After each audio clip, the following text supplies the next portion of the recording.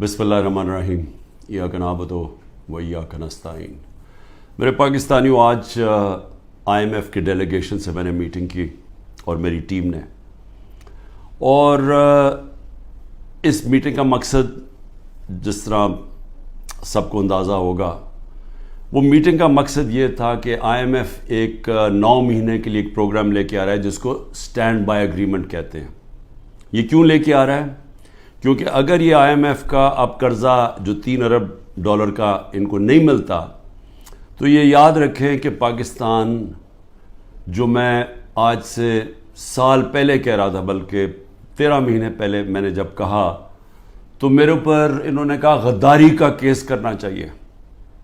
सारा शोर मच गया कि इमरान खान मुल्क के अंदर एक वो फ़िज़ा बना रहा है जिससे मुल्क की मैशत को नुकसान होगा। मैं ये कह रहा था कि जिस तरह ये हुकूमत जा रही है, पाकिस्तान को डिफ़ॉल्ट का खदशा है। डिफ़ॉल्ट का पहले मतलब समझ ले क्या है। डिफ़ॉल्ट का मतलब ये है कि अगर इनकी अभी पिछले महीने 38% महंगाई थी, जो पाकिस्तान की तारीख की सबसे ज़्यादा है, तो अगर पाकिस्तान डिफ़ॉल्ट कर जाता है, यानी अपने कर्ज़े वापस नहीं कर सकता, तो ये इससे दुगनी हो जाएगी, ये 60% पे पहुंच जाएगी। बल्कि ये वो जिसको कहते हैं हाइपर इन्फ्लेशन, कि वो आएगी महंगाई पाकिस्तान में कि लोग, यानी एक डबल रोटी लेने के लिए नोटों की थदियाँ ले जानी पड़ेंगी, यानी जिसको हाइपर इन्फ्लेशन कहते हैं। उससे कमज़ोर तो बिल्कुल ही पिस जाता है ना। तनख्वाहदार तबका जो आज बड़े बुरे हालात में है, इससे बहुत दुगने बुरे हालात होते हैं अगर डिफ़ॉल्ट करता है। और सिर्फ फ़ायदा किनको होता है? जिन्होंने डॉलर में पैसा रखा हुआ है, जो मुल्क से बाहर हैं। ये जो लोग ऊपर आज हुकूमत कर रहे हैं, जिनके सारे पैसे बाहर पड़े हुए हैं, अरबों डॉलर बाहर पड़ा है, इनको तो कोई फ़र्क नहीं पड़ेगा, लेकिन पाकिस्तान के अंदर लोग पिस जाएंगे। तो लिहाजा हमने फिर IMF को हमने कहा कि ठीक है, हम इसको, आपकी ये जो स्टैंड बाय एग्रीमेंट है, ये तब तक एंडोर्स करते हैं जब तक इलेक्शन हो के एक नई गवर्नमेंट नहीं आती। जो नई गवर्नमेंट आएगी, ज़ाहिर है वो अपना फिर से अपने प्रोग्राम के तहत IMF से बातचीत करेगी।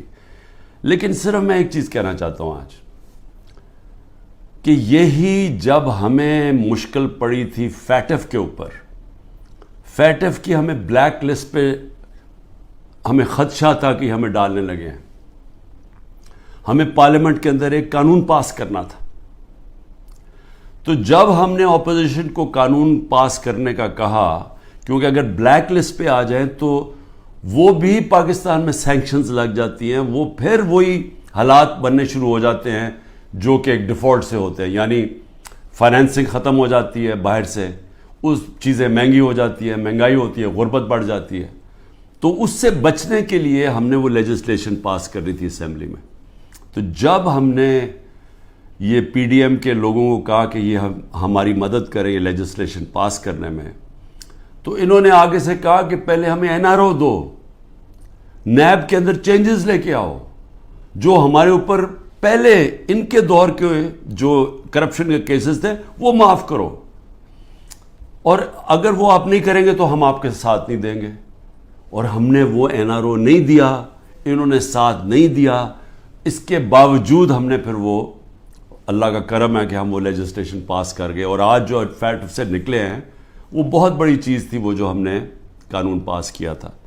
तो मैं सिर्फ ये कहना चाहता हूँ कि आपको सिर्फ फ़र्क पता चल जाना चाहिए कि ये वो लोग थे जो अपनी करप्शन के लिए हमें ब्लैकमेल कर रहे थे, करप्शन बचाने के लिए। आज ये हालात हैं जब हम इनकी मदद कर रहे हैं, क्योंकि हम IMF को क्यों चाहिए कि हमारी मदद क्यों चाहिए? उन्हें पता है कि आगे केयरटेकर गवर्नमेंट आ रही है, इलेक्शन जब आएंगे केयरटेकर गवर्नमेंट ये नहीं कर सकती, तो उनको चाहिए कि सारी पार्टीज का कंसेंसस चाहिए। हम सिर्फ मदद पाकिस्तान के लिए कर रहे हैं, जबकि 10,000 हमारे कारकुन जेलों में। आज जो हमारी इकोनॉमिक टीम थी वो सारी अंडरग्राउंड है, उनको इकट्ठा किया, जूम के ऊपर लिया। मेरे ऊपर 180 केसेस बन चुके हैं, सारी सीनियर लीडरशिप की यहाँ अंदर है केसेस हैं, और जो बाहर निकलती हैं तो उनको कहते हैं कि जी पहले का पार्टी छोड़ोगे, नहीं तो हम आपको अंदर रखेंगे। जो हमारे लीडरशिप जेल में है उनके ऊपर इंतहा किस्म का پریشر ڈالا جا رہا ہے. جو بھی گلگت بلتستان کے اندر جو ڈرامہ کیا گیا ہے, آپ یہ سوچیں کہ جو ممبرز کے اوپر انہوں نے پریشر ڈالا, ہمارے پاس تو نمبر پورے تھے, پہلے پارلیمنٹ کے اندر گھسنے نہیں دیا, اب اس کے بعد ایک ایک ممبر کے اوپر پریشر ڈالا ہے, وہی کرنے جا رہے ہیں جو کہ انہوں نے آزاد کشمیر میں کیا تھا. تو ایک طرف تو یہ ہو رہا ہے